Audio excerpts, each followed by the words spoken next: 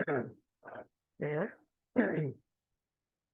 ॐ असतो मा सद्गमय तमसो मा ज्योतिर्गमय मृत्योर्मामृतं गमय।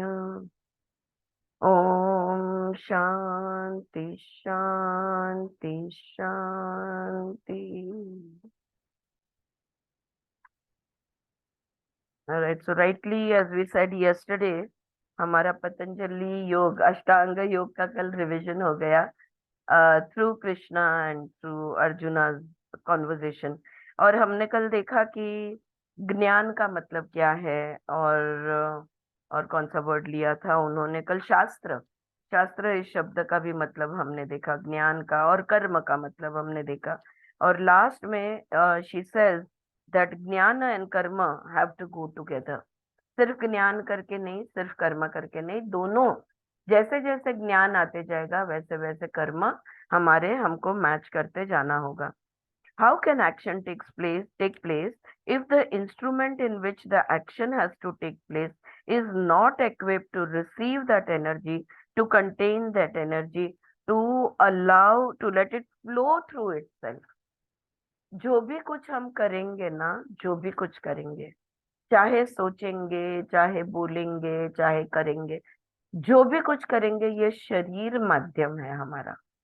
और अगर ये शरीर और ये मन, मन और शरीर, ये दो, ये एक है, मतलब इट्स लाइक एक कॉइन के दोनों बाजू है। तो ये शरीर मन कॉम्प्लेक्स, हमारा बॉडी एंड माइंड कॉम्प्लेक्स है। इसके माध्यम से जो भी कुछ होगा यहाँ पे वो होने वाला है। और अगर ये मन और शरीर ही तैयार नहीं है, इसको परिपक्व बनाना होगा। If you guys remember, Gheranda Samhita में घेरंड ऋषि इस शरीर को घटक कहते हैं, घटक। और घटक ऐसा होता है, मिट्टी का होता है घड़ा। और मिट्टी का घड़ा को अगर वाटरप्रूफ बनाना है तो उसको अग्नि में बहुत अच्छा तपाना होता है, पकाना होता है। और उन्होंने इस शरीर को घटक की उपमा दी है। उसी तरह हमारे मन शरीर को भी आकार देना होगा, रूप रंग देना होगा, उसको अग्नि में तपाना होगा और उसको परिपक्व बनाना होगा। तब जाके ये ऊर्जा जो है, कर्म की ऊर्जा, इसको हम हैंडल कर सकेंगे। It can be our past life Karma, it can be our present life Karma. Okay, there are people who say you just follow the shastras, the formal structures. The shastras give the guidelines and people build up dogmas around the guidelines and make crystallized patterns of must and must not. This is sin and this is virtue. यहाँ पे जब शास्त्र use कर रही है शब्द, तो वो जो मराठी ये आता है ना, रील बनाते हैं वो लोग, क्या बोलते हैं वो क्या, भड़ीपा। उसमें वो बच्चे पूछ, माँ बोलती है ये ऐसा नहीं करना चाहिए, वो वैसा नहीं करना चाहिए, ये इस तरह नहीं रख सकते हैं, वैसे नहीं कर सकते। बच्चे पूछते क्यों? अरे वो शास्त्र होता है। हर चीज का जवाब वो देती है, वो शास्त्र होता है। ये शास्त्र के नाम पे इतने समझ गैर समझ इकट्ठा किए हैं, और इतनी सारी कहानियां हमने बना दी है। और ये राइट है, ये रॉन्ग है, ये पाप है, ये पुण्य है।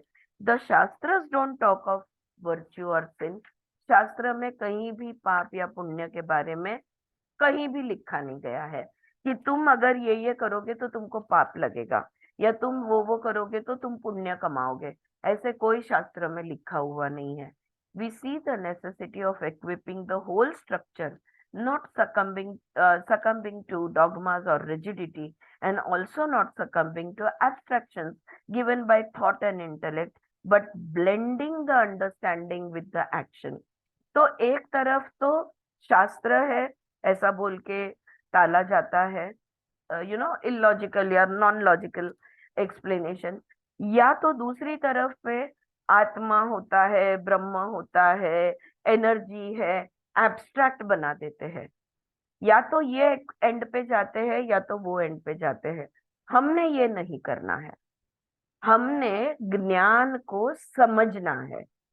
तो ज्ञान प्राप्त करना, समझदारी लाना, और उसके बाद कर्म करना, ये हमने करना है। Then your life itself becomes a yajna. सोच समझ के विवेक बुद्धि से जब हम कोई भी क्रिया करेंगे तो वो यज्ञ ही होगा।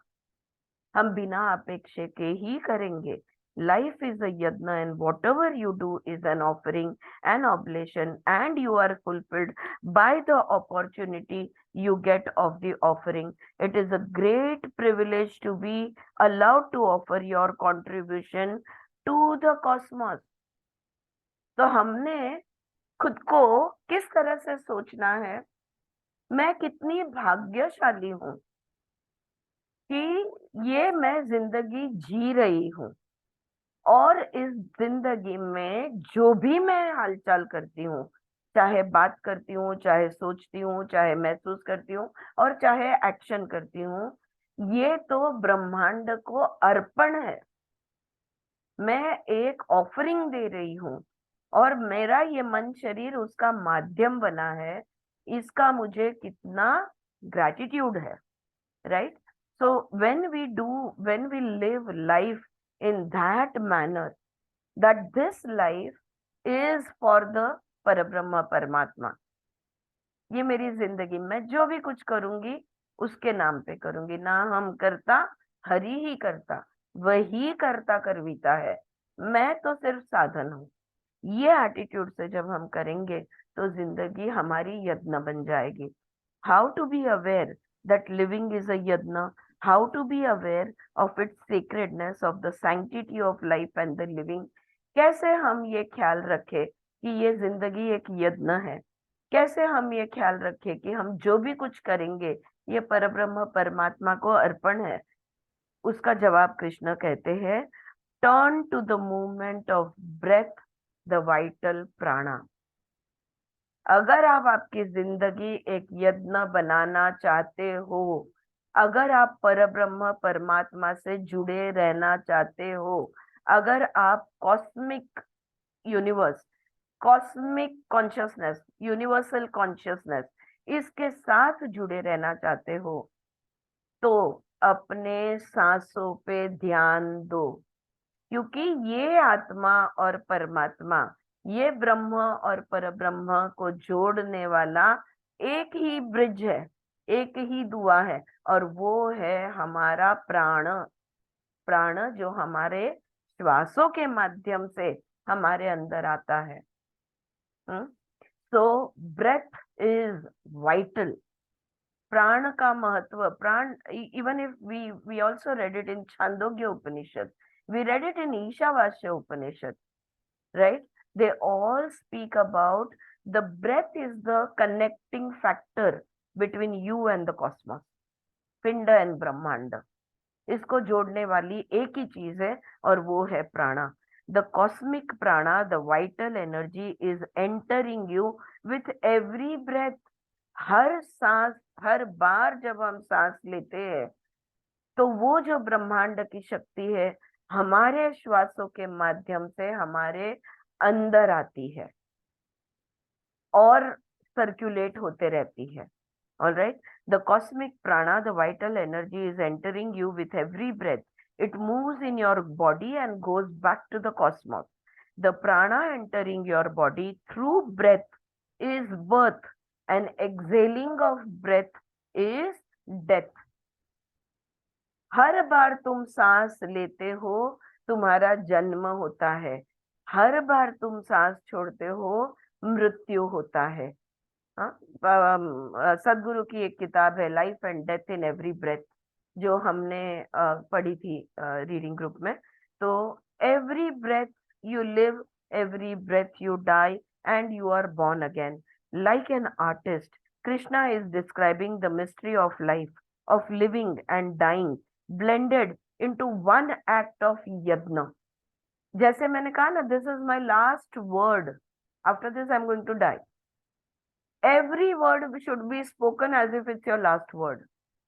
Every thought should be thought as if it's your last thought. Every action should be done as if it's your last action.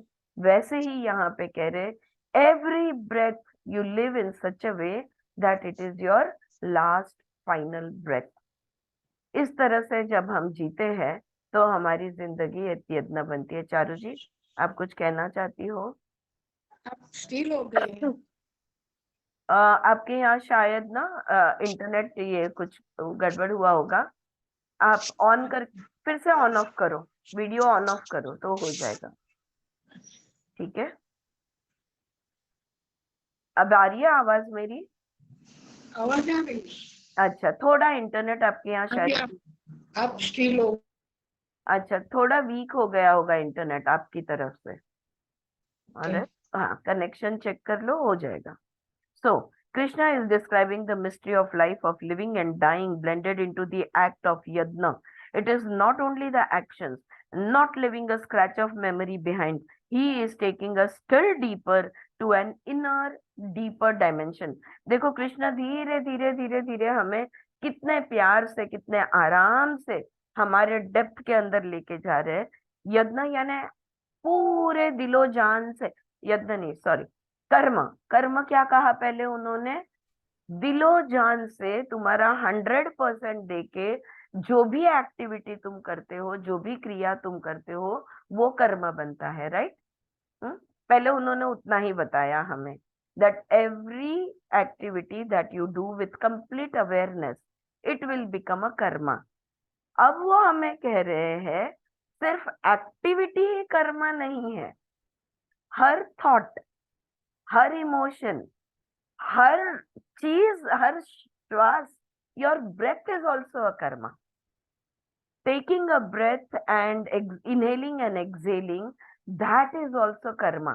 कितने, क्योंकि हमारे अस्तित्व में जो भी गति है, गतिशीलता है, गतिविधियां है, ये कर्म बनता है। तो तुम बोलोगे मैंने किसी का बुरा नहीं किया, मैंने कुछ अच्छा किया ना किया हो, मैंने किसी का बुरा नहीं किया, मेरा कोई कर्म नहीं बनता है। अगर तुम सांस ले रहे हो तो तुम कर्म कर रहे हो।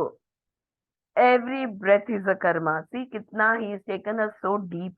Now what do you do when you focus your energies? तो अब जब हम किसी चीज को ध्यान देते हैं, या हमारा अटेंशन, हमारा एनर्जीज किसी चीज पे फोकस करते हैं, तो क्या करें? कृष्णा कहते हैं, you are capable of breathing, not because you want to breathe, but it is a movement of life. The whole cosmos is breathing. तो अब ये जो श्वास मैं ले रही हूँ, तो ये श्वास का क्या करूं? मेरा कर्म बन रहा है। हर श्वास के साथ मेरा कर्म बन रहा है। और इसके संस्कार भी उठ सकते हैं, जैसे हम कोई भी एक्शन लेते हैं उसके कर्म संस्कार जैसे बनते हैं, स्क्रैचेस जिसको उसने कहा है, वैसे ही हो सकता है। तो अब क्या करें? कृष्ण कर रहे हैं, तुम पहले तो ये समझो, तुम श्वास इसलिए नहीं ले रहे हो क्योंकि तुम लेना चाहते हो। अगर तुम लेना चाहते हो इसलिए श्वास लेते, तो तुम जब चाहे तब श्वास रोक देते, right? So you are not breathing because you want to breathe, but because it is a movement of life. ये इनवॉलेंटरी है, ये जिंदगी की गति है, ये प्रकृति का नियम है, ये ब्रह्मांड की रीत है। This is the way it is. You are going to breathe because you are alive, not because you want to breathe and you don't want to breathe, वगैरह वगैरह, right? Because it is a movement of life. और पता है क्यों हम श्वास लेते हैं? क्योंकि जैसे हम एक इंडिविजुअल कॉन्शियसनेस है, और जैसे हम श्वास लेते हैं, ये पूरा ब्रह्मांड भी श्वास लेता है। ये अंतरिक्ष जो है ना, ये भी श्वास लेता है। So the whole universe is breathing. And my dear friends, I want to share, there is this person, I think she goes by a different name now. Um, उसका नाम क्या था? So उनका मैंने ना एक 2 day वर्कशॉप किया था। She was from Hyderabad. So the workshop was on Shet. Um, it's on the nature of reality. There are a lot of books. Sheikh is suppose to be a medium, और उन्होंने जो भी बातें कही है, वो उसकी बहुत सारी किताबें लिखी गई है। तो जब मैं उसने पहला मेडिटेशन वो वर्कशॉप में जो लिया था, उसमें हम सूचना देते देते, first only I am breathing, my lungs are breathing, you know. We will do this sometime. I think I might have taken it once before, but we will do it.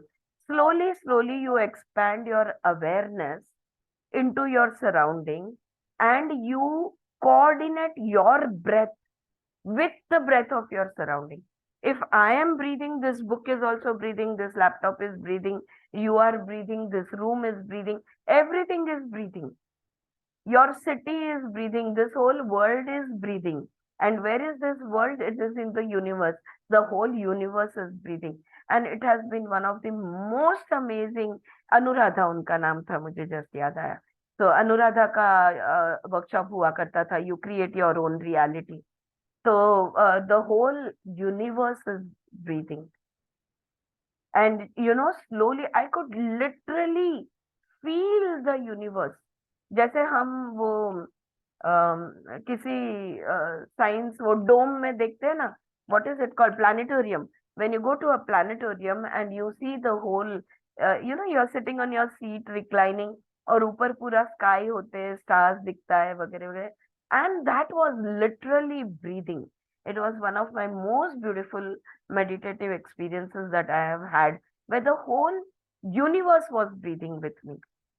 हुआ ये कि I realized that the universe, प्रकृति कहते हैं ना हम इसे, ब्रह्मांड कहते हैं, ये पूरा जो ब्रह्म का अंड है, ये पूरा यूनिवर्स जो है, ये लिविंग ब्रीदिंग थिंग है. और इसलिए इसके अंदर इवन वो चीजें जिसको हम निर्जीव समझते हैं, everything within the universe is also living and breathing. So then, what is, how do I connect to it?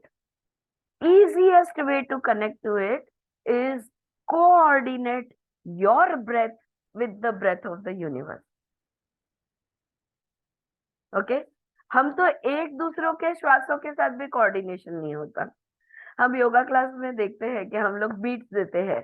हाँ, चलो start breathing, 1 2 3 4, we do that. Now exhale 1, we give them counts, and still it is difficult to coordinate with each other. But if the day that the whole class is breathing, each one in the class is breathing beautifully, that day is the energy is only completely different. पूरा वो class का energy ही बदल जाता है, because सबके breath coordinated है. और उसकी जो शक्ति है ना, ये बहुत सुंदर होती है. जो क्रिएट होता है एनवायरनमेंट बहुत सुंदर होता है. क्या करना है? तो कृष्ण यहाँ पे वही कर रहे हैं. पहले वो कह रहे turn to the movement of prana, पर पहले तो हम सांस ले रहे उसको तो ध्यान दे. हाँ, फिर अपने सांसों को बैलेंस करे, और फिर हमारे सांसों को ब्रह्मांड के सांस के साथ उसको कोऑर्डिनेट करे. Right? Yeah, so the whole cosmos is breathing. What does this say? मैंने अभी जो आपको कहानी बताई या जो अभी समझाया, वही बात आगे यहाँ पे विमला जी कह रही है. The cosmos has a beingness. जैसे आप हो, मैं हूं, वैसे ब्रह्मांड भी है. I am, you are, all of us are. Okay, the cosmos has a beingness. There is a movement of that energy inside the whole, the wholeness of the cosmos. You are within the cosmos, but you are individuated. So you inhale the cosmic energy. When you inhale the cosmic energy, don't say to yourself, I am inhaling in order to become healthy. मैं सांस ले रही हूं ताकि मेरा आरोग्य बना रहे.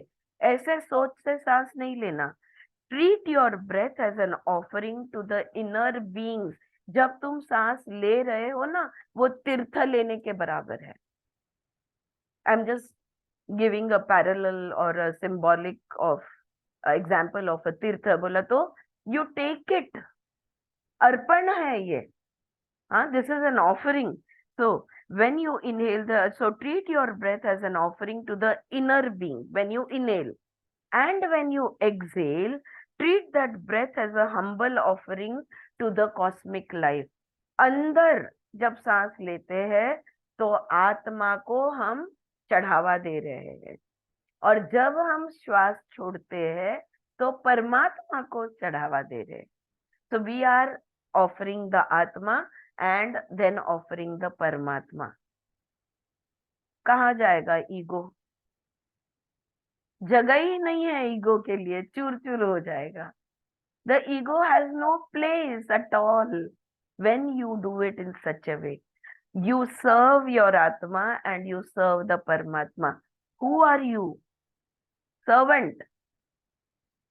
Nobody. I am nobody and I am nothing. When you are a nobody and when you are nothing, कितना फ्रीडम महसूस होता है. You feel so free. It is not your responsibility. The atma and the paramatma, they have to, you just serve them. हाँ, ना हम करता हरि ही करता, हरि ही करता ही केवलम. बस वही जो है, ये अंदर का हरि, वो बाहर का हरि, इनका सारा खेल है. मैं तो कुछ भी नहीं हूँ. राइट. और जो जैसे दास कहते हैं ना, या दासी कहेंगे हम, तो जो भगवान की सेवा करते हैं, देखो अगर शिव जी की पूजा हो रही है, कितने प्यार से हम पानी, दूध, बेलपत्र ये सब चढ़ाते रहते हैं. Right. What are you doing? You are in servitude. Right. You are doing service to the lord. Right. So that is the attitude. When you inhale, the breath is an offering to the inner being. When you exhale, the breath is an offering to the cosmic life. And now, after all, purity comes about by the change in attitude, by the qualitative change in perspective, in approach. अब हमारी शुद्धि कैसे होगी? मन, बुद्धि, अहंकार, चित्त और शरीर की शुद्धि कैसे होगी? दृष्टिकोण बदल के, अप्रोच बदल के. जिंदगी को देखने का नजरिया जब हम बदलेंगे, तब हमारी चित्त शुद्धि होगी. अहंकार जैसे जैसे मिटते जाएगा, हमारा चित्त शुद्ध होते जाएगा. If the oxygen contained in your breath purifies your blood, your consciousness of the sanctity of life will purify the breathing movement itself. देखो, जैसे हमारे शरीर के अंदर, हमारे खून के अंदर अगर ऑक्सीजन का लेवल अच्छा है, तो हमारा खून कैसा है? प्योर ब्लड है. याद है एनाटॉमी का lesson, circulatory system, pure blood and impure blood. which blood is called, the venous blood is called as impure blood. Why? And it is darker in color. Why? Because there is less amount of oxygen in it. The arterial blood is called as the pure blood. Why? Because it contains more amount of oxygen in it. इसका मतलब oxygenation of the blood means purification of the blood. उसी तरह से consciousness जो हमारा है, your consciousness किस चीज की सजगता? Awareness. Consciousness of what? The awareness that this life is sacred. ये जिंदगी बहुत पवित्र चीज है. ये समझकर जब हम जिंदगी जिएंगे, तो हमारी श्वास से हमारा जो ब्रेथ है, ये शुद्ध हो जाएगा खुद ब खुद, बिना प्राणायाम, आसन कुछ भी किए. हाँ, no practical physical activity, just that you are completely in aware of the sanctity of life. You respect life. You are grateful to every breath. You are grateful to everything that is happening within your body and mind. जब इस तरह से हम जिएंगे, तो it will purify the breathing movement itself. Cleansing through oxygen and purity through awareness, Arjuna, that verily is the highest kind of yajna. Krishna कह रहे हैं, अर्जुन मेरे भाई सुन लो, प्राण वायु के माध्यम से जो शुद्धि होती है और सजगता के माध्यम से जो शुद्धि होती है, वो सबसे बड़ा यज्ञ है. ओके. सो प्राण और सजगता, यानी प्राणों का भी सजगता, awareness, purity through awareness and cleansing through oxygen. तो स्वच्छ और शुद्ध दोनों आ गया. हाँ, cleansing and purity. When the breath is taken in, retaining the breath is called the offering. बहुत सुंदर है friends, please I hope you are listening with attention at this point, even though you might be aware of it. Just look at the perspective, the beautiful way it is presented. See what she's saying. When the breath is taken in, retaining the breath is called the offering. जब हम अंदर सांस लेते हैं, आप सब जानते हैं ना, सांस लेने के बाद एक क्षण के लिए हमारी सांस रुकी हुई होती है, और सांस छोड़ने के बाद भी एक क्षण के लिए हमारी सांस रुकी हुई होती है। तो श्वास लेना, रुकना, छोड़ना, रुकना। तो ये जैसे योग की लैंग्वेज में कहते हैं पूरक, कुंभक, रेचक, कुंभक। इस तरह से हमारा सांस, तो इनहेलेशन पॉज, एक्सहेलेशन पॉज, इस तरह से हमारी श्वास चलती है। वो जो पॉज है ना, वो जो रुकना है ना, वही हमारा ऑफरिंग है, यही हमारा चढ़ावा है ब्रह्मांड को, चित्त को। Alright, you are offering it to your whole body. हमने धरा है, श्वास का धारण किया है और रुके हैं कि ये शरीर उसको ले ले, और हमने श्वास को छोड़ा है और रुके हैं कि ब्रह्मांड उसे ले ले। श्वास लिया, रुके हैं। हम देखो, हम प्रसाद चढ़ाते हैं भगवान को, थाल चढ़ाते हैं, तो थोड़ी देर सामने रखते हैं ना, सिर्फ दिखा के निकाल नहीं लेते ना तुरंत। एक पॉज होता है जहाँ पे वो चढ़ाई हुई चीज भगवान को खाने के लिए टाइम देते हैं। वैसे ही जो श्वास ली है, वो उसमें का जो भी प्राण है, ऑक्सीजन है, ये हमारा शरीर का पेशी ले ले, इसलिए हम रुकते हैं। There are other mechanical reasons also. There is also physics involved over here. But let us understand it from this perspective. How the breath, the energy, you are offering it to the whole body. How the breath, the energy travels through various organs is quite a fascinating drama that goes on in our body. अब हमने तो एक श्वास ली, हाँ, कहते हैं एक श्वास में हम लोग कितनी हवा ले सकते हैं? 500 ml ले सकते हैं। Am I right? Am I right? Yes. So 500 ml ले सकते हैं। अब 500 ml में से हमारे फुफ्फुस जो है, एयर सैक्स जो है, वो हवा को हमारे रक्त वाहिनी तक यानी कैपिलरीज तक पहुंचाएंगे। फिर वो खून में वो ऑक्सीजन ट्रेवल करेगा 500 cc 500 सीसीज, या, और वो फिर एक एक ऑर्गन, एक एक पेशी, एक एक सेल तक वो ऑक्सीजन पहुंचेगा, जहां पे वो ऑक्सीजन पूरा कंज्यूम किया जाएगा, उसका यूज किया जाएगा। यूज होने के बाद उसका वेस्ट प्रोडक्ट तैयार हो जाएगा, कार्बन डाइऑक्साइड, जो खून में से फिर से हमारे लंग्स में आएगा, और फिर जब हम श्वास छोड़ेंगे तब ये बाहर कार्बन डाइऑक्साइड फेंका जाएगा। कितना ड्रामा है, और बोलने के लिए इतना टाइम लगा, लेकिन होता है क्षण में। हाँ, so it can also no, so you are, and when you breathe out you exhale the breath, hold it there. It's a fascinating drama that goes on in our body, and when you breathe out you exhale the breath and hold it there. You are offering your outgoing breath to the cosmos, and when breathing in you are offering it to the divinity within you. Whether you breathe in or out, if there is an awareness of the fundamental principle of cosmic unity, the fundamental principle that life is one, that it is interrelated, organically interlocked, then breathing in and out, which goes on for 24 hours, can be the highest kind of yajna.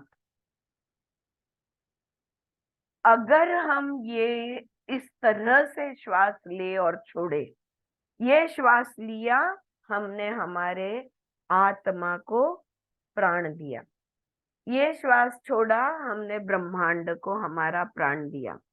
बस हम अर्पण ही करते रहे, अंदर और बाहर, अंदर और बाहर 24 घंटे। तो इससे बड़ा यज्ञ कौन सा हो सकता है? आप सोच सकते हैं। Can you imagine? Can there be any greater yajna or bigger yajna than this? Right? क्या हो गया, सबके वीडियोस क्यों ऑफ हो गए? Any problem with the internet? हाँ, alright. So so it is conducted all the time. This is the highest kind of yajna, not like actions. Karma yajna, which is limited by space and time. तो हम क्रियाएं जो करते हैं ना, वो कुछ समय के लिए होती है और लिमिटेड होती है स्पेस में और टाइम में, काल और स्थल में सीमित होती है. जो भी हम क्रियाएं करते हैं वो तो कर्म यज्ञ जिसको हम कहते हैं. लेकिन ये वाला यज्ञ, ये तो 24 घंटा चल रहा है, लेकिन इस यज्ञ की तरफ हमारा ध्यान नहीं है. So here is a yajna which goes on with you, living and performing the yajna go on together.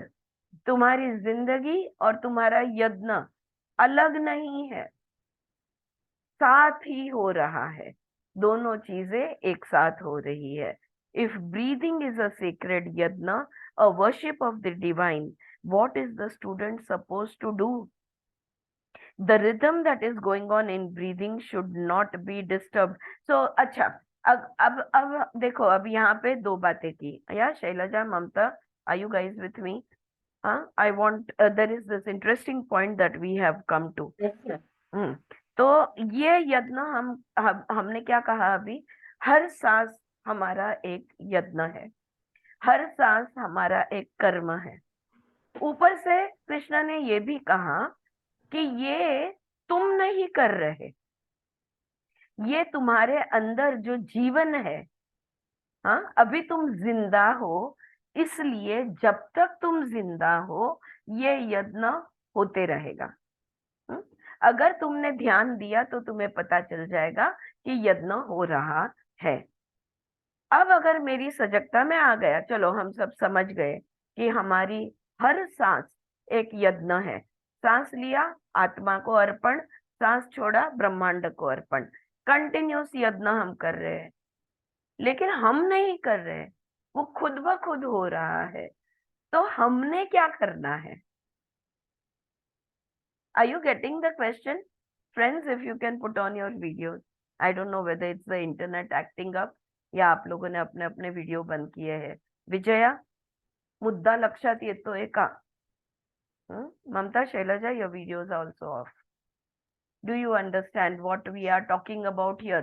अगर सांस खुद ब खुद हो रही है, अगर यज्ञ खुद ब खुद हो रहा है, तो मैं क्या करना है, मैंने क्या करना है? What should I be doing? बहुत इंपॉर्टेंट क्वेश्चन है. मैं एक साधक हूँ, मैं एक पुजारन हूँ. किसकी? जिंदगी की. अगर मैं जिंदगी की पुजारन हूँ तो मैंने क्या करना है? That is the question that is being asked over here. Alright. So what is the student supposed to do? Answer is, the rhythm that is going on in breathing should not be disturbed. हाँ, yes, Mamta got it. ये जो यज्ञ हो रहा है,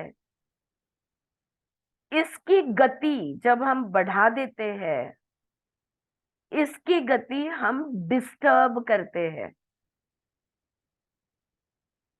यज्ञ में खेद लाते हैं. इसकी गति को जब जब हम बिगाड़ते हैं, तब कब बिगड़ती है गति? सांसों की गति कब बिगड़ती है? जब हमें गुस्सा आता है, जब हमें डर लगता है, जब हमें लज्जा महसूस होती है, जब हमें गिल्ट फील होता है, जब हमें रिग्रेट फील होता है, जब हम डिसअपॉइंटेड होते हैं, हाँ, जब हम इरिटेट होते हैं, जब हम बोर होते हैं, तो हमारी सांसों का जो यज्ञ चल रहा है, ये यज्ञ हम बिगाड़ देते हैं.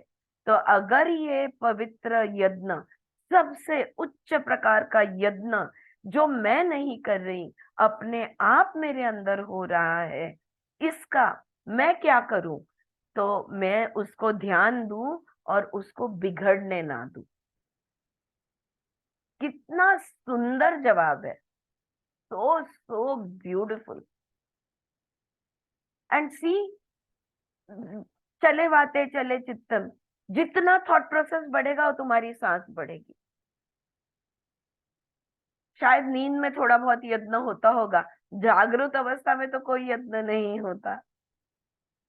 इसलिए सांसों को ध्यान दो। क्या ध्यान देना है? कि वो ना बिगड़े, उसकी जो संथ गति, संथ सावकाश नियंत्रित गति, slow study and continuous movement उसका जो हो रहा है, ये मूवमेंट डिस्टर्ब ना करे। The rhythm that is going on in breathing should not be disturbed. It should be allowed to flow smoothly, unobstructed, undamaged.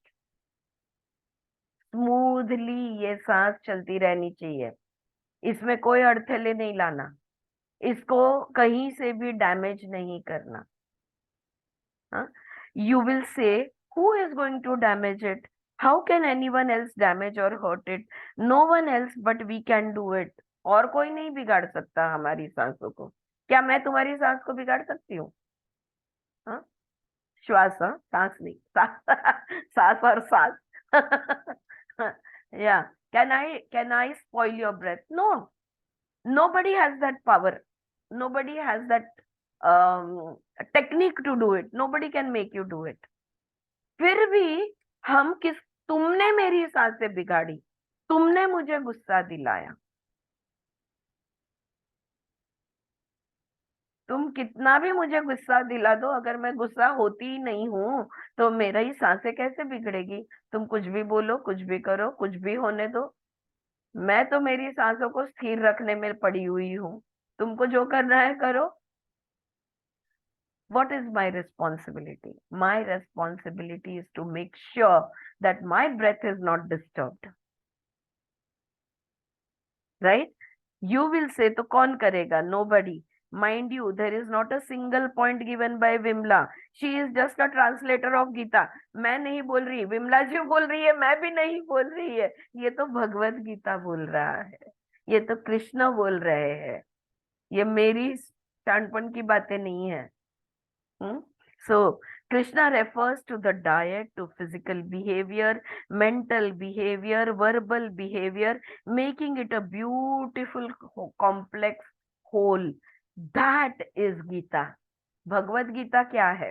Bhagavad Gita ये है, आहार क्या लेना, शरीर को स्वस्थ कैसे रखना, किस तरह से वर्तन करना, मानसिक व्यवहार कैसा होना चाहिए, शाब्दिक व्यवहार कैसा होना चाहिए, ये सब कृष्ण समझा रहे हैं। हमारे जितने पहलू है वो सारे पहलू कृष्ण समझा रहे हैं, यही गीता है। Okay, Krishna points out that if you are not careful about diet, if there is no sense of restraint, if you have not educated yourself in restraint, if you are not careful about the intake by your senses, then the inner structure will be overloaded, either with impressions of sounds, overloaded with thoughts, impressions of words or pictures, or overloaded with food, which the body does not need, introducing a foreign element in your body because it is not relevant to the sustenance of the physical health. हाँ, 6 लाइनों का एक वाक्य बनाया विमला जी ने यहाँ पे। कृष्ण कह रहे हैं, आहार कौन सा ले रहे हो? हाँ, कौन से आहार की बात कर रहे हैं कृष्ण? हाँ, रोटी सब्जी दाल भात नहीं, वो जो तुम ग्रहण करते हो। सिर्फ मुंह से ग्रहण करते हैं क्या? नहीं, आंखों से ग्रहण करते हैं, कानों से ग्रहण करते हैं, नाक से ग्रहण करते हैं, त्वचा से ग्रहण करते हैं। जो भी तुम ग्रहण करते हो अपने इंद्रिय के माध्यम से, उसका अंदर ओवरलोड नहीं होना चाहिए। ओवरलोड हो गया तो शॉर्ट सर्किट। गुस्सा क्या है? Short circuit. डर क्या है? Short circuit. किस चीज का शॉर्ट सर्किट? नर्वस सिस्टम का। क्या हो गया नर्वस सिस्टम को? ओवरलोड हो गया। तो कृष्ण कहते हैं अपनी आहार की तरफ ध्यान दो। अब लोगों ने फिर आहार के सूत्र सिखा दिए। ये आहार यानी हर इंद्रिय से जो तुम ग्रहण करते हो वो वाला आहार, क्योंकि हर विचार, हर शब्द, हर चित्र जो तुम देखोगे ये तुम्हारे शरीर के लिए एक आहार है। अति आहार मत करना। अल्प भी नहीं करना, लेकिन अति भी नहीं करना, right? So if that is so and the digestive organs are exploited, if you torture them, then the rhythm of the breathing system is hampered and the sacrifice gets obstructed. अच्छा, चलो छोड़ दो बाकी इंद्रिय, मुंह का आहार हम पकड़ते हैं। देखो, जब हम खाना खा लेते हैं बहुत ज्यादा, हाँ, आकंठ, आज तो शादी का खाना था, क्या स्प्रेड था, यहाँ तक खाना खाया। जब हम ज्यादा पेट भर जाता है, क्या होता है? What happens when you overeat, when your tummy is too full? lethargy. No. What happens even before you feel lethargic? Why do you feel lethargic? I will ask. क्यों? Why you lazy? आलस क्यों आता है? आलस सारा आलस कब आता है? आलस तब आता है जब खून में ऑक्सीजन की कमी होती है। और ऑक्सीजन क्यों कमी हो रहा है? पूरा डाइजेस्टिव सिस्टम की तरफ पेट गया। इतना भरा हुआ है कि सांस नहीं ले पा रहे। अगर ज्यादा खाना खाते हो तो आप सांस नहीं ले पाओगे। और सांस लेना क्या है? यज्ञ है। बिगाड़ दिया यज्ञ। सिंपल है ना? Vijay, I like the way of smiling. बिगाड़ दिया यज्ञ। कोई भी चीज अति आहार अगर होती है तो यज्ञ बिगड़ेगा, श्वास बिगड़ेगी और यज्ञ डिस्टर्ब हो जाएगा। If you have not educated your self in the art of, इसलिए हमें क्या करना होगा? काबू रखना होगा। हमारे सारे इंद्रियों के भूख पे हमें काबू रखना होगा, यानी प्रत्याहार करना होगा। हमें वैराग्य में थोड़ा सा रहना होगा। If you have not educated yourself in the art of restraint as far as verbalization goes, then talking can pressurize the breathing rhythm. अच्छा, हाँ, वो आगे देखो, वो बोल रही है अगर तुमने ज्यादा खाना खा लिया तो तुम सांस नहीं ले पाओगे, तो तुम्हारा यज्ञ बिगड़ जाएगा। अगर तुमने ज्यादा बकबक कर दी, अगर तुमने ज्यादा बोल दिया, तो भी तुम सांस नहीं ले पाओगे। थक जाते हैं। ज्यादा जब बात करते हैं तो थकान महसूस होती है। क्यों? क्योंकि तुम्हारा यज्ञ बिगड़ गया। इसलिए बातों पे भी कंट्रोल का चाहिए। और ये हमने सजगता के साथ प्रैक्टिस करना होगा।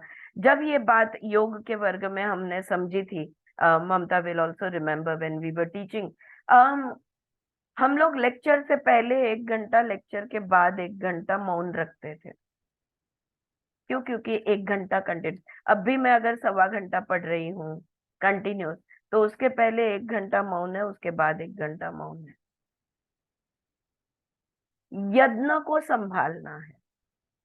कभी कभी कोई टॉपिक पढ़ के मैं उत्साहित हो जाती हूँ, फिर लंबी सांस लेके खुद को शांत करती हूँ, आवाज धीमा करती हूँ और फिर शांति से बात करती हूँ। क्यों? क्योंकि मेरा यज्ञ बिगड़ जाएगा। ये सारी सजगताएं हैं।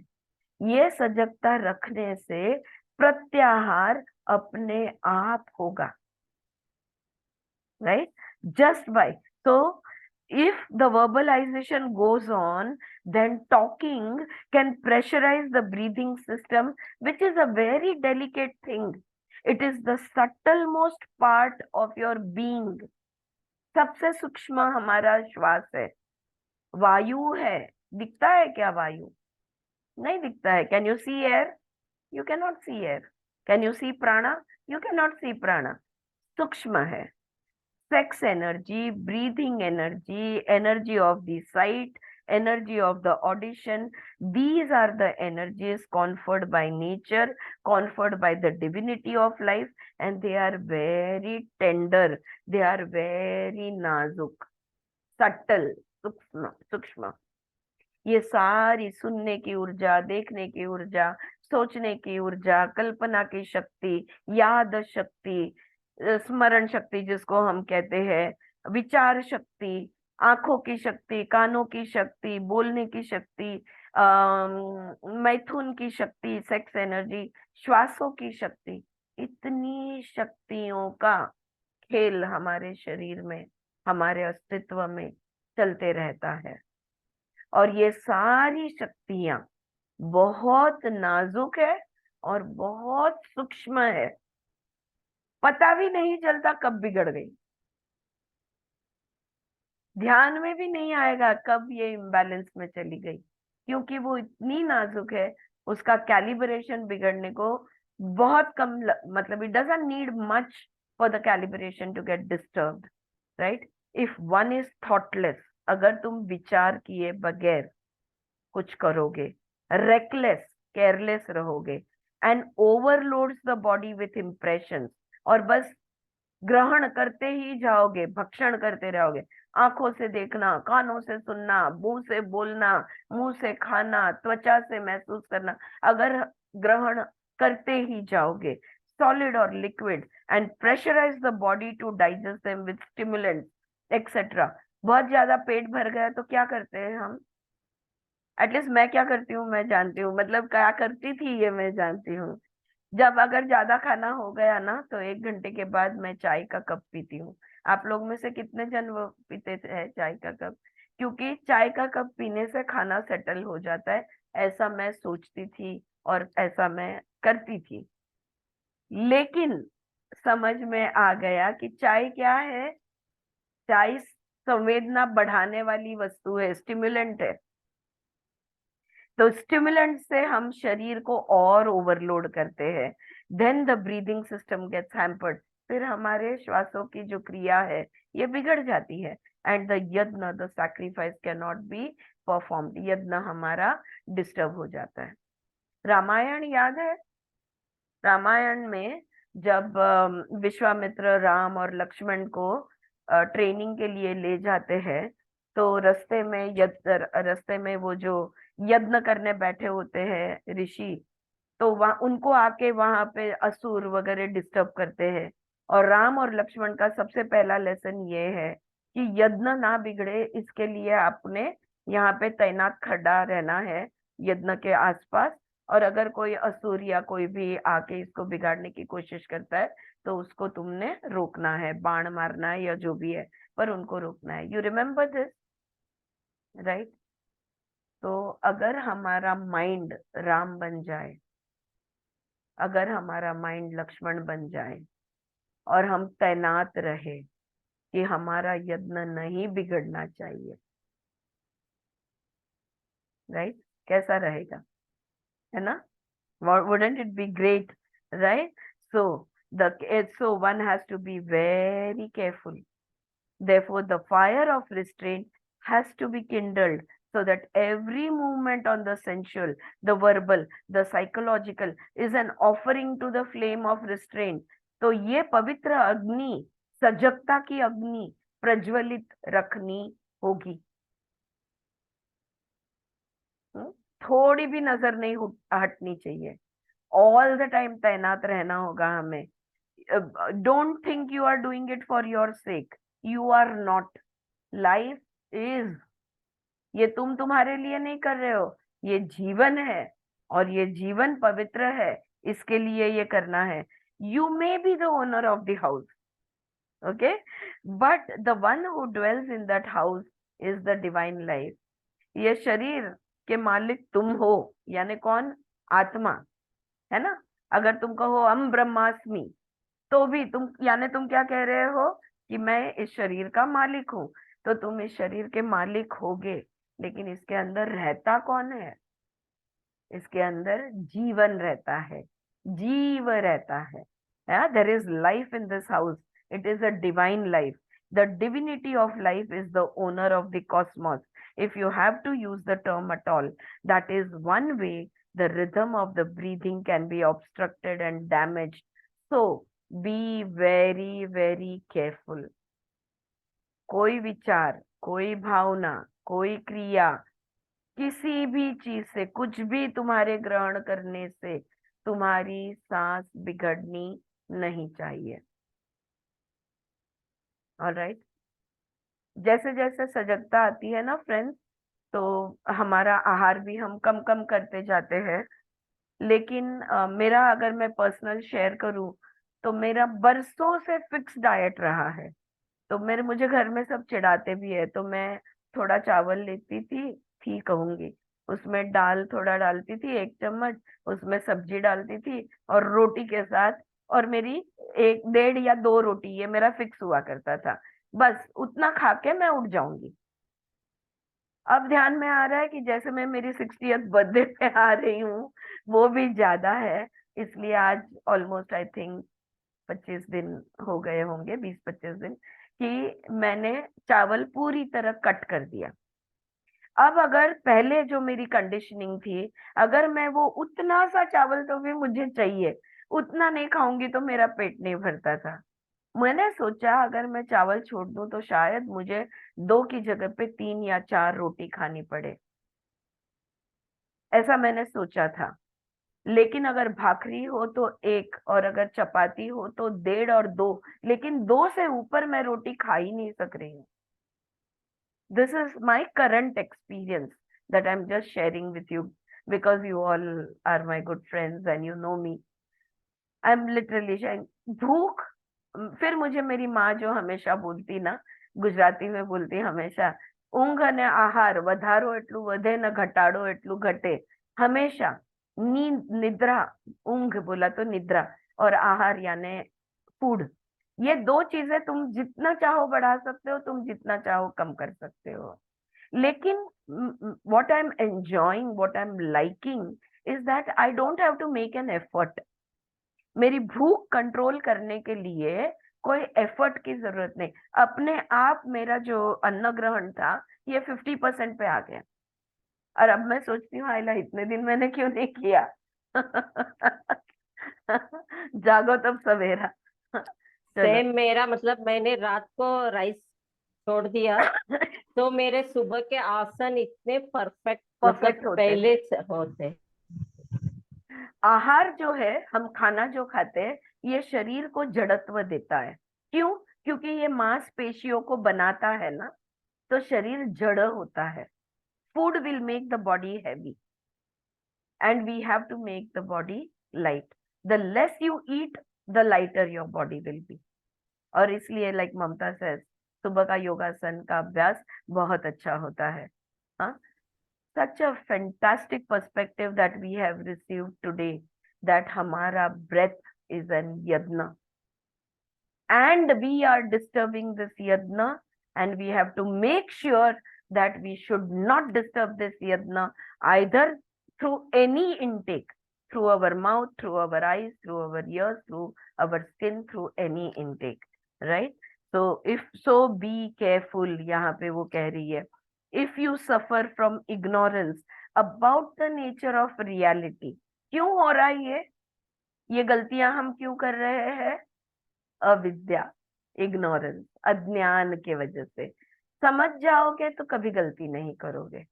अब पता चल गया कि सबसे उच्च प्रकार का यज्ञ हमारे शरीर में अपने आप हो रहा है। कौन सा यज्ञ? I am repeating this specially for the benefit of Suchitra and Shanti. कौन सा यज्ञ हो रहा है? सबसे उच्च प्रकार का यज्ञ हमारा हो रहा है, वो है हमारी श्वास। सांस लेते हैं आत्मा को अर्पण, सांस छोड़ते हैं ब्रह्मांड को अर्पण, परमात्मा को अर्पण। This is the highest yajna which is being performed in our body. Who is performing it? We are not performing it. Life is happening. Life is performing it. And then what are we supposed to do? We are supposed to make sure that it is not disturbed. All right?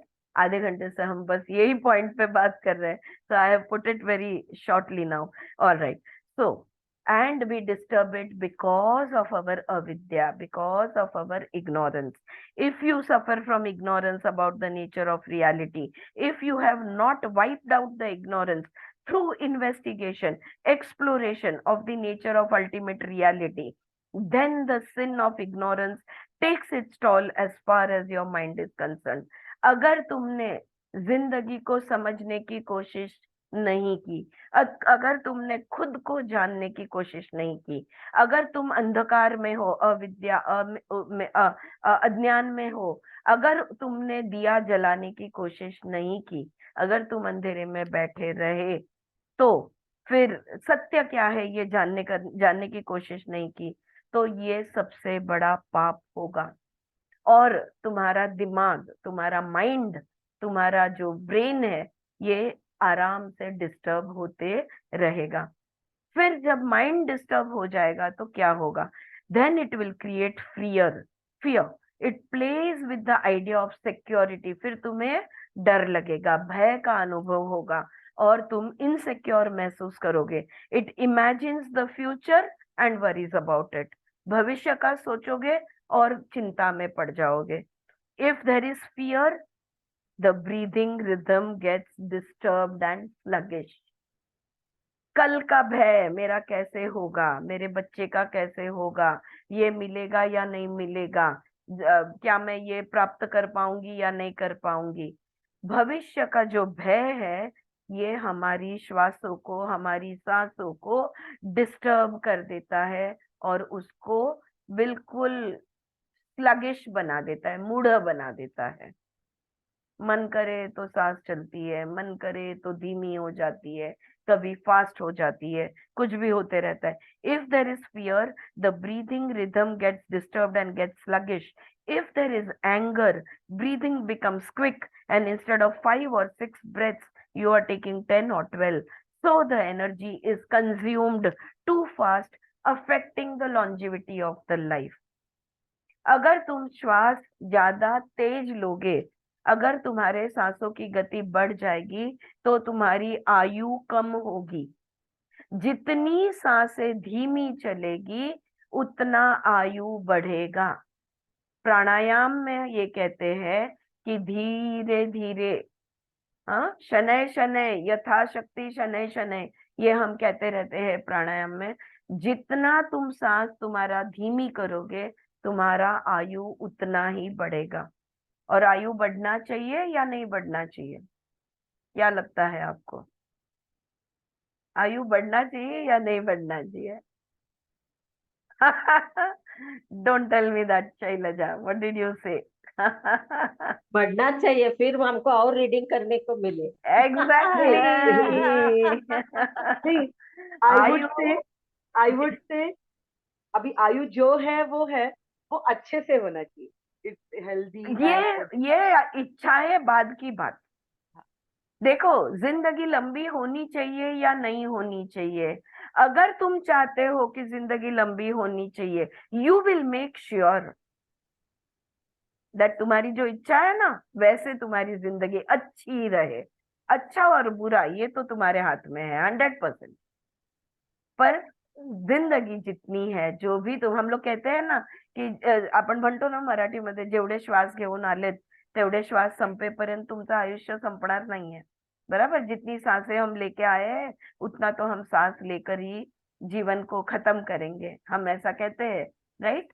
तो यही है, जिंदगी लंबी होनी चाहिए। लोग, मुझे बहुत बार मुझे ये सुनने को मिलता है, नहीं नहीं, आयुष्य बढ़ा के क्या उपयोग है, आयुष्य वाढवून काय उपयोग, म्हातारपण वाढेल।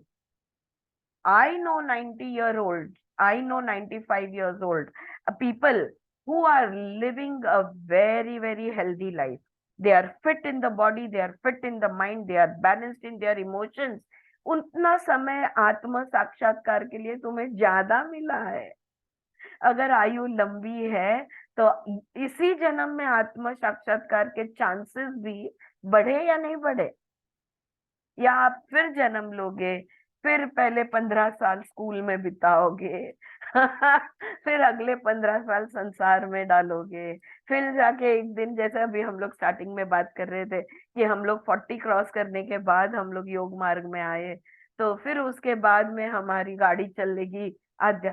अब भी तो गाड़ी स्टार्ट हो गई है ना, इसको फुल स्टीम पे चलाओ। हाँ, तो यस, तो life has to be long, so you have to breathe slowly। Normal breath, एक कोई भी नॉर्मल एवरेज इंसान की सांस 15 से 16 पर मिनट होती है, 15 to 16 ब्रेथ्स पर minute. is the normal breathing rate. We have to bring it down to 6 to 8 per minute.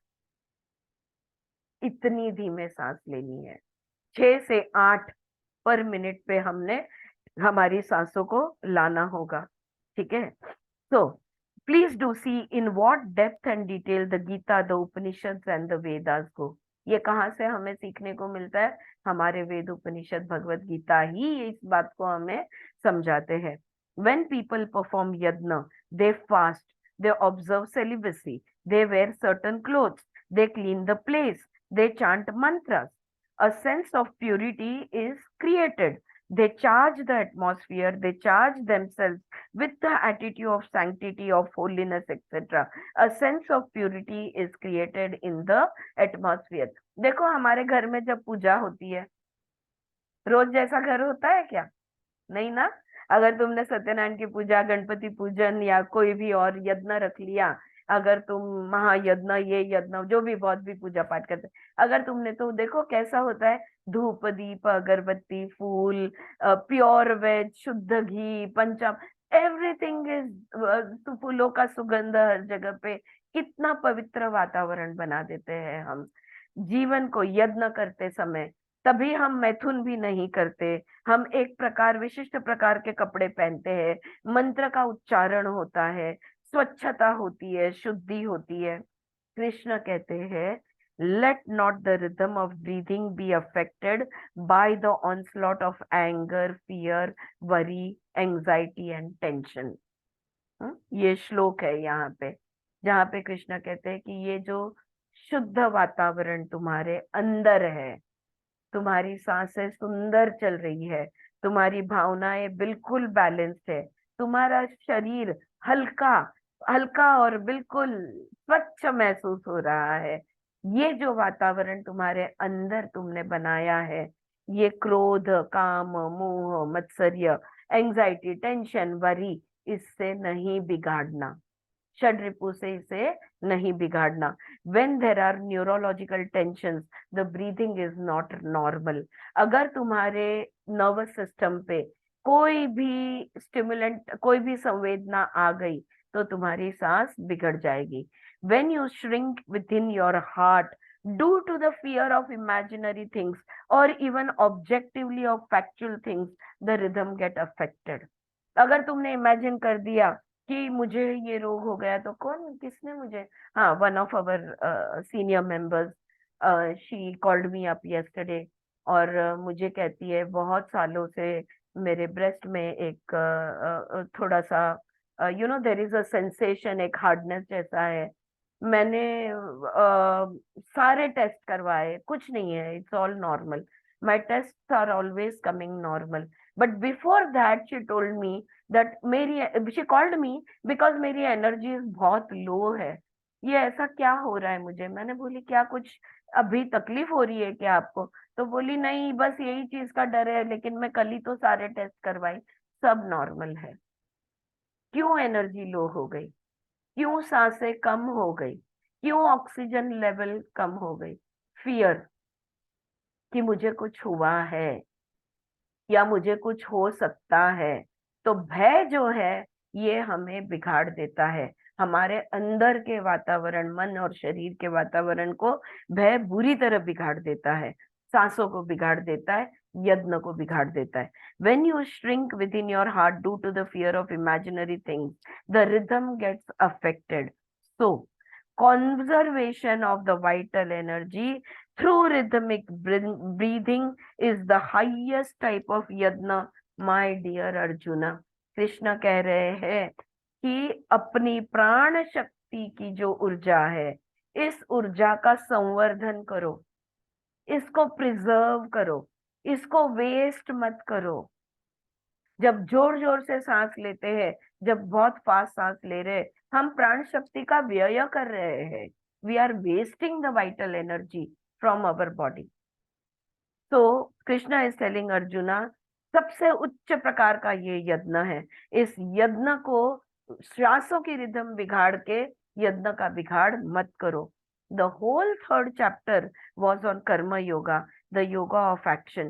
The second chapter was on jnana yoga, the yoga of knowledge. But here Krishna has combined ज्ञान yoga with कर्म योगा. अब ज्ञान प्राप्त हो गया कि हम सबसे उच्च अवस्था का यत्न करते हैं जब हम सांस लेते हैं, ये हमें ज्ञान मिल गया. अब हम कर्म करेंगे, अब हमारे सांसों को हम बैलेंस्ड रखेंगे, अब हम इस यज्ञ को बिगड़ने नहीं देंगे. Alright, so Krishna has combined jnana yoga with karma yoga and hatha yoga, the science of physical exercises and breathing, with Raj yoga being one pointed on the ultimate reality.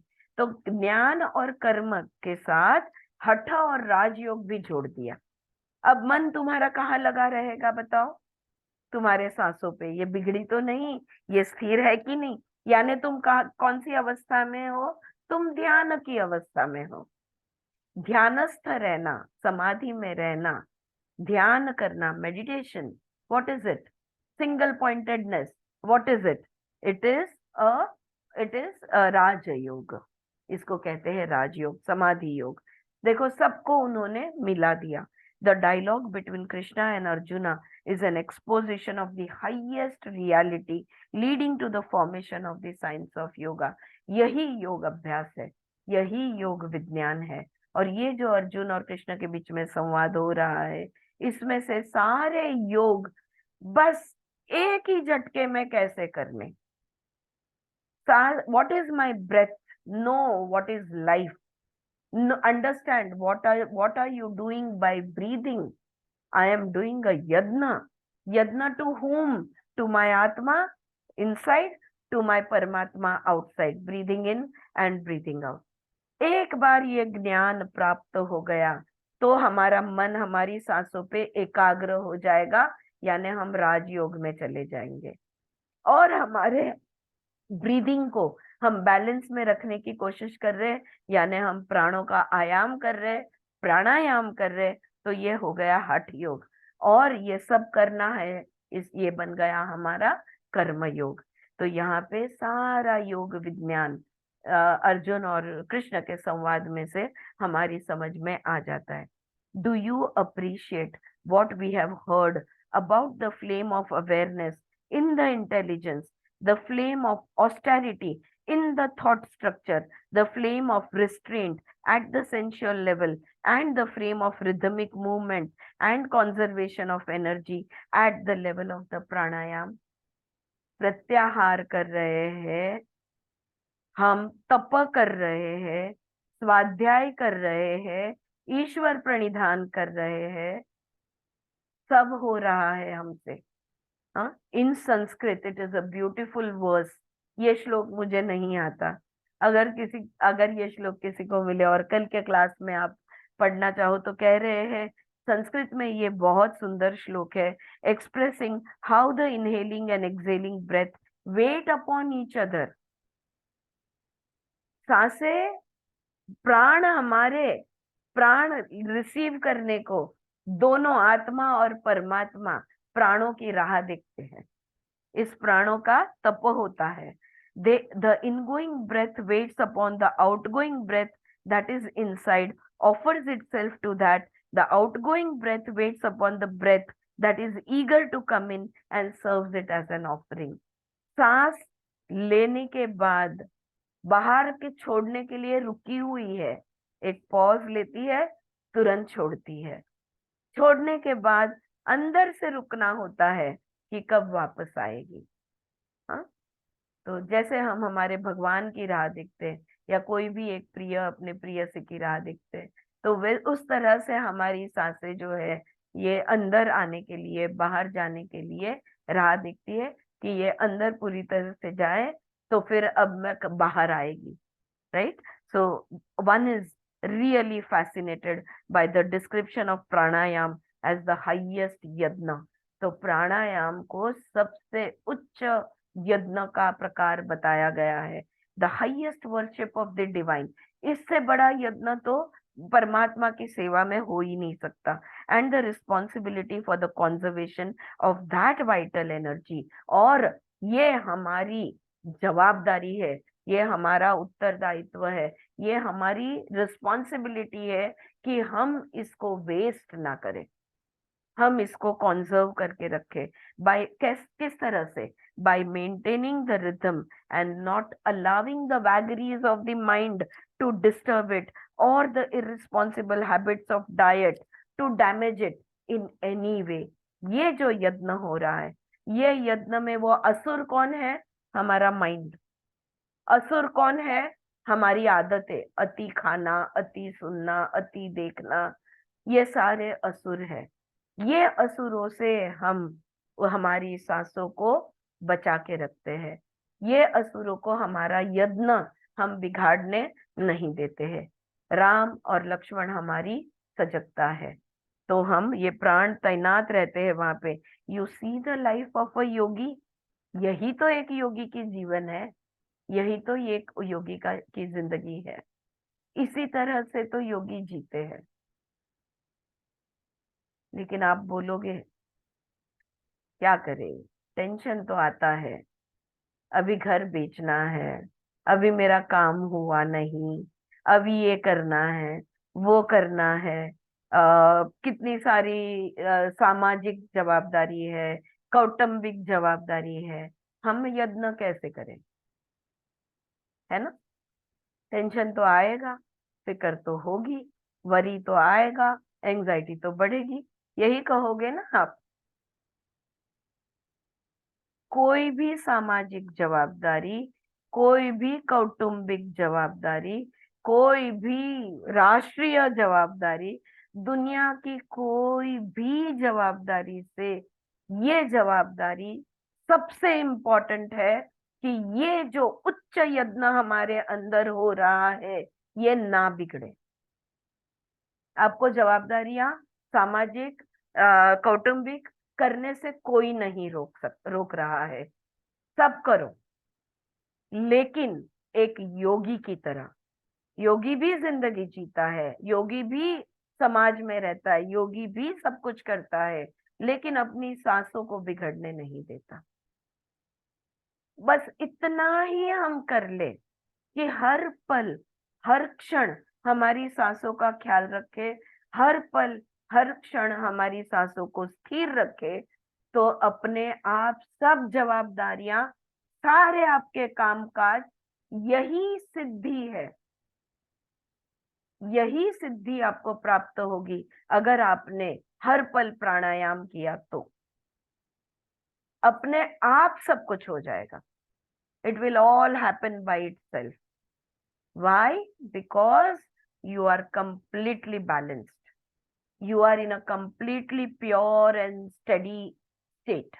Your consciousness is completely balanced. तुम सच्चित आनंद की अवस्था में रहोगे तो सब कुछ हो जाएगा। बिकॉज वो रहना सबसे मुश्किल बात है। अगर वो हो गया तो बाकी तो सब चुल्लक, वेरी इजी, बाएं हाथ का खेल, आराम से हो जाएगा। Right? So this is what. So you see the life of a yogi.